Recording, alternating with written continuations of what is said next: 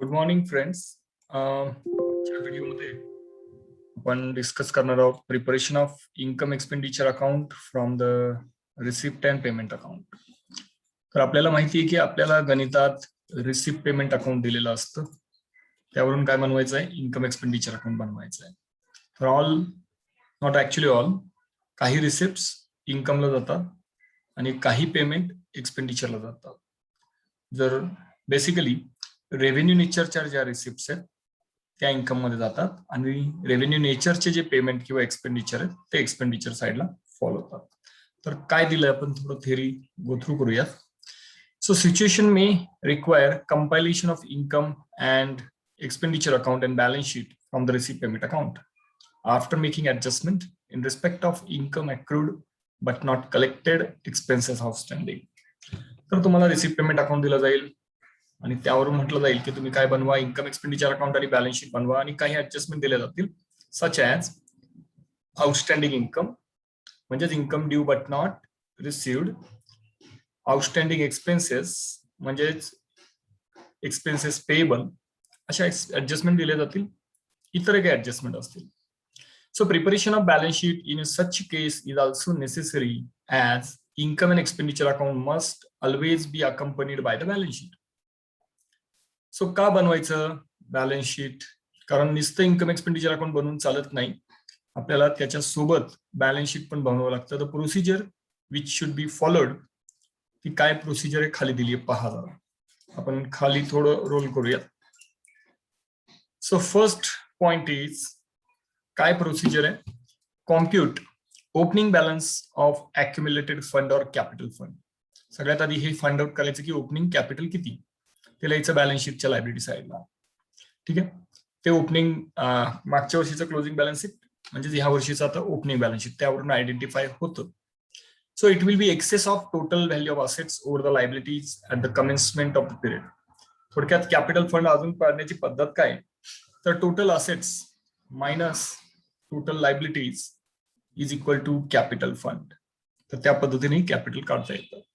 Point number 2, open ledger accounts in respect of the various item of income and expenditure such as subscription, rent, printing, stationery, obviously, sports, purchase of sports material, etc.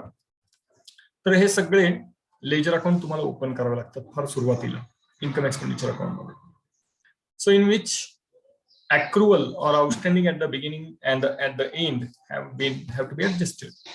Outstanding expenses एक तर सुरुवातीचे असू शकतात किंवा at the end of the period असू शकतात, ते ऍडलेस करावे लागतील. पाहूयात कसं करायचं ते. So enter therein any accrual और outstanding at the end of the period as well as amount which relate to the earlier period और फॉलोइंग पिरियड. काय ऍडजस्ट करायचं? तर बेसिकली तुम्ही ऍडजस्टमेंट करणार on account of outstanding expenses at the end of the accounting period, एक, किंवा मागच्या वर्षीच्या काय ऍडजस्टमेंट असतील किंवा पुढच्या वर्षीचे काय ऍडजस्टमेंट असतील त्याही तुम्हाला त्या आयटम मध्ये कराव्या लागतील. So balance of the ledger accounts therefore represent the amount और इन्कम और expenditure pertaining to that period. हे जे काय ऍडजस्टमेंट करून तुम्ही अमाऊंट काढणार आहात ती अल्टिमेटली काय येणार आहे? एक तर इन्कम असेल किंवा एक्सपेन्सेस असेल. This should be transfer to income expenditure accounts. ज्या काही ऍडजस्टमेंट ऍडलेस करून येणार त्या कुठे फाइंड ट्रान्सफर करणार आहात तुम्ही? इन्कम एक्सपेंडिचर अकाउंटला ट्रान्सफर करणार, एक तर इन्कमला किंवा एक्सपेन्सेसला, डिपेंड जे असेल ते त्या पद्धतीने ट्रान्सफर होईल. 3 नंबरचा point, post from the debit of receipt payment account to the credit of income expenditure accounts other items of the income wherein accrual और outstanding amount have been adjusted. थोडक्यात रिसिप्टचे बरेचसे आयटम जे आहे जे revenue नेचरचे ते कुठे आपण पोस्ट करणार आहोत? इन्कम एक्सपेंडिचर अकाउंटच्या क्रेडिट साइडला आपण पोस्ट करणार आहोत. ठीक आहे, आणि त्यामध्ये आउटस्टँडिंग एक्सपेन्सेस आउटस्टँडिंग इन्कमच्या ज्या काही ऍडजस्टमेंट असतील त्या आपण करूयात.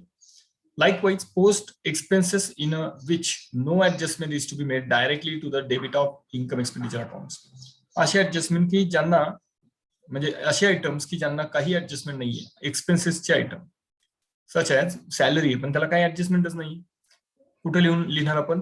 डायरेक्टली आपण पोस्ट करणार आहोत प्रॉफिट अँड लॉस अकाउंटच्या डेबिट इन्कम एक्सपेंडिचर अकाउंटच्या डेबिट साईडला म्हणजे एक्सपेंडिचर साईडला.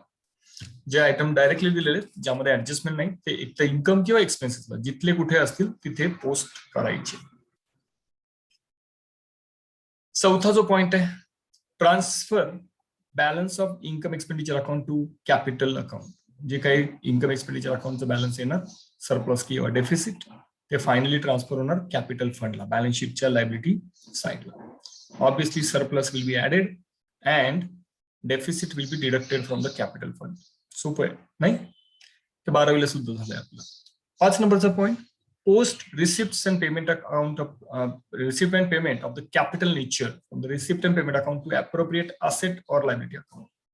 पेमेंट असतील कॅपिटल नेचरच्या तर असेट, रिसिप्ट असेल कॅपिटल नेचरच्या तर लायबिलिटी साइडला शो होतं बॅलन्स शीट मध्ये. If part or whole of an asset has been sold, एक तर तुम्ही पार्शियली असेट विकली असेल, समजा 1 लाखाची असेट 50,000 म्हणजे 1 लाखापैकी 50,000ची असेट विकली, उरलेली तुमच्याकडे बाकी, किंवा असं झालं की 1 लाखाची पूर्ण असेट विकली, तर त्याचे पण इफेक्ट तुम्हाला दाखवावे लागतील. द कॅपिटल प्रॉफिट, जे काही भांडवली स्वरूपाचा नफा होईल असेट विकून किंवा तोटा होईल जर लॉस मध्ये जर असेट विकली तर, तो तुम्ही डेबिट किंवा क्रेडिट साइडला लिहिणार आहात. कुठे? इन्कम एक्सपेंडिचर अकाउंटला. साहजिकच profit on sale of asset हे कुठे लिहिणार? इन्कम एक्सपेंडिचर अकाउंटच्या इन्कम साइडला. Loss on sale of asset हे कुठे शो करणार? ऑब्विसली इन्कम एक्सपेंडिचर अकाउंटच्या एक्सपेन्सेस साइडला. तर तुम्हाला आधी हे फाइंड आउट करावं लागेल, असेट प्रॉफिट मध्ये विकली आहे की लॉस मध्ये विकली आहे, आणि त्याप्रमाणे तुम्हाला प्रॉफिट किंवा लॉस आयडेंटिफाय करून इन्कम एक्सपेंडिचर अकाउंटच्या डेबिटला किंवा क्रेडिटला इफेक्ट द्यावं लागेल. हे लक्षात असू द्या की इन्कम एक्सपेंडिचरच्या डेबिटला सगळे एक्सपेंडिचर आहेत आणि क्रेडिटला सगळे इन्कम आहे. ठीक आहे, चलो. सो पुढे काय दिलंय? The balance of income expenditure account should be transfer to accumulated fund account. जे काही तुम्ही सरप्लस किंवा डेफिसिट काढणार ऑब्वियसली ते अक्युम्युलेटेड फंड किंवा कॅपिटल फंडला ट्रान्सफर करणार आहात. सगळ्यात शेवटी त्यांनी म्हटलंय 6वा point, prepare balance sheet by including therein all balances left over after the transfer of income and expenditure account have been made. Ultimately जेव्हा इन्कम एक्सपेंडिचर अकाउंटचे सगळे पोस्टिंग होऊन जातील रिसिप्ट पेमेंट अकाउंट वरून आणि ऍडजस्टमेंट विचारात घेऊन, त्यानंतर तुम्ही बॅलन्स शीट काय करा? फायनलाइज करा, टॅली करा. तर आताच्या या व्हिडिओमध्ये आपण फक्त काय पाहिलंय? Preparation of income expenditure account from receipt payment account. तर हे सगळे पॉइंट 6 पॉइंट आहेत, पूर्ण व्यवस्थित गो थ्रू करा, समजून घ्या. काही शंका असल्यास मला नक्की विचारा. इलिस्ट्रेशन नंबर 2 जो आहे तो मी पुढच्या व्हिडिओमध्ये रेकॉर्ड करेल.